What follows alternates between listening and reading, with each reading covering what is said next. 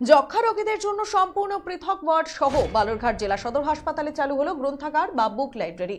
মঙ্গলবার যার আনুষ্ঠানিক উদ্বোধন করেন রাজ্যের মন্ত্রী বিপ্লব মিত্র। বালুরঘাট হাসপাতালের এই অনুষ্ঠানে ছিলেন জেলা মুখ্য স্বাস্থ্য আধিকারিক সুদীপ দাস, হাসপাতাল সুপার কৃষ্ণেন্দু বিকাশ বাগ সহ অন্যান্যরা। জেলার স্বাস্থ্য বিভাগ সূত্রে খবর, এতদিন বালুরঘাট জেলা এবং গঙ্গারামপুর মহকুমা হাসপাতালে যক্ষ্মা রোগীদের জন্য সম্পূর্ণ পৃথক ওয়ার্ড ছিল না।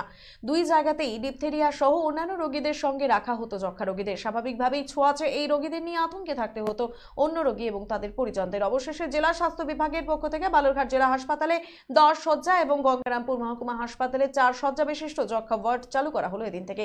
দুটি হাসপাতালে এই ওয়ার্ড রয়েছে সম্পূর্ণ পৃথক বিল্ডিং এ। পাশাপাশি অপেক্ষারত রোগীর আত্মীয় পরিজন তো বটেই, চিকিৎসক, নার্স কিংবা স্বাস্থ্যকর্মীদের কথা মাথায় রেখে বালুরঘাট হাসপাতালে চালু হলো গ্রন্থাগার বা বুক লাইব্রেরি। সুপার কার্যালয়ের একটি ঘরে চালু হলো এই গ্রন্থাগারের নাম দেওয়া হয়েছে মন।